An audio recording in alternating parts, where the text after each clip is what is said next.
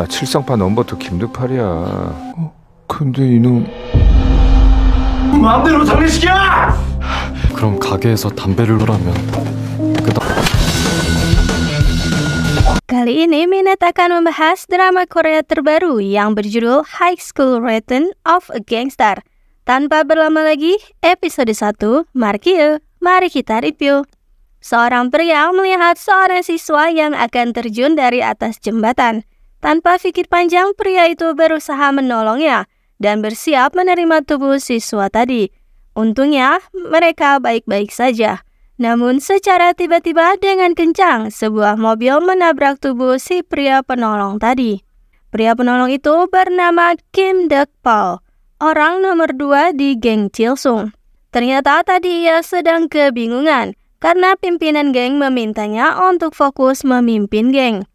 Meskipun dirinya seorang gangster, tetapi Deok-pal mempunyai mimpi untuk meneruskan pendidikannya. Pagi tadi ia tengah belajar untuk ujian. Tapi jawabannya salah semua, dan tak lama anak buahnya menangkap salah satu musuh. Si guru baru tahu jika muridnya itu adalah seorang gangster, dan tubuhnya dipenuhi tato. Musuh itu berusaha kabur dengan menawan guru si gangster, tapi tentu dapat dengan mudah ditaklukkan dengan jurus jitunya. Dan saking kagetnya, si guru bahkan sampai pingsan. Deok-pal jadi banyak pikiran antara menuruti permintaan pimpinan atau meneruskan mimpinya untuk berkuliah. Sedang kalut begitu terjadilah kecelakaan nahas tadi. Dan esok harinya sungguh di luar dugaan karena Kim Deok-pal kini berada di dalam tubuh si siswa semalam. Deok-pal masih merasa jika itu adalah sebuah mimpi.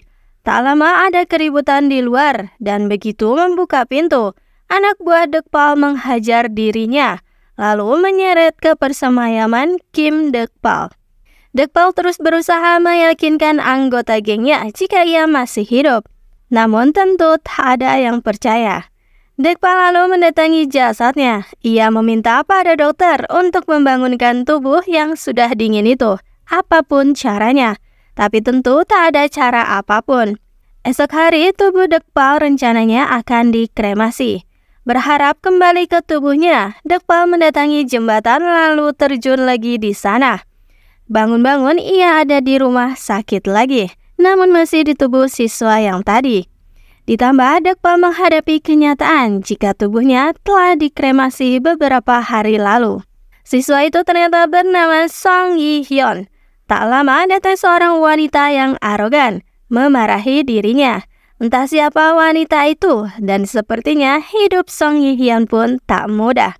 Deok-pal menemukan tablet milik Yi-hyun dan terpukau dengan kemajuan teknologi yang bisa memindai wajah. Lalu ia membaca diari Yi-hyun yang ada di sana. Yi-hyun ternyata telah dibully oleh teman-temannya, terutama oleh siswa yang bernama Hong Jae-min. Ia disuruh untuk mencuri dan tentu juga dipukuli. Bahkan difitnah sebagai seorang penguntit dari murid pria bernama Choi Se-kyung. Hingga seisi sekolah pun benar-benar menghindarinya. Tak ada seorang pun yang mau menolong Song Yi-hyun dari aksi pembulian itu. Karena itulah ia benci sekolah dan ingin menghilang dari dunia ini.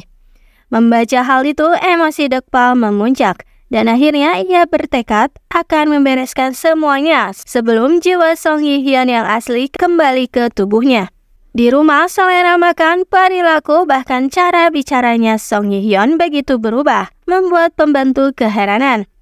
Song Yi-hyun diketahui ternyata adalah anak satu-satunya dari pimpinan Ok Construction, dari istri kedua. Dan wanita barbar yang tadi adalah sekretaris dari pimpinan. Entah mengapa ibu Song Yi-hyun mengalami depresi yang begitu berat. Deok-pal tahu jika tak ada yang melindungi Yi-hyun di rumah, karena semua fasilitas sebagai anak pimpinan diberikan hanya untuk mengawasi Yi-hyun. Langkah pertama Kim Deok-pal untuk mengubah Yi-hyun adalah memotong rambutnya, lalu membeli kebutuhan-kebutuhan sekolah juga ke toko buku. Namun saat di toko buku ia kebingungan sendiri.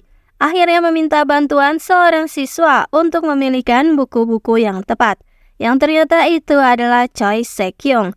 Kim Deok-pal tentu tak mengenalinya, Tapi Choi Se-kyung ragu sendiri apakah itu Song Yi-hyun atau bukan. Agar tubuh Yi-hyun tidak melehoi, Dekpal begitu rajin berolahraga dan membeli alat-alat beratnya, hingga tibalah waktu masuk sekolah. Dekpal begitu sangat gugup, hingga salah menulis namanya di seragam. Dekpal begitu percaya diri dan menyapa guru dengan sikap yang begitu sopan. Semua murid tak ada yang mengenali Yi-hyun dan tibalah ketika di absen. Semua murid menjadi keheranan karena itu adalah Song Yi-hyun. Sungguh kelas neraka karena semua yang bermasalah bersatu. Song Yi-hyun, Choi Se-kyung, dan juga si tukang kebuli Hong Jae-min. Baru saja guru pergi, Hong Jae-min sudah mengganggu Song Yi-hyun. Dekpal tertawa dengan ciri khasnya karena ia memang menunggu untuk bertemu dengan Hong Jae-min. Dekpal sudah percaya diri melawan para murid berandalan itu. Awalnya ia berhasil melawan murid kebuli itu, tapi ternyata tubuh Yi-hyun mengkhianatinya karena tubuhnya melehoi. Jadilah Dekpal si pria nomor 2 di geng Chilsung kalah telak. Sungguh memalukan. Dan episode 1 pun berakhir di situ.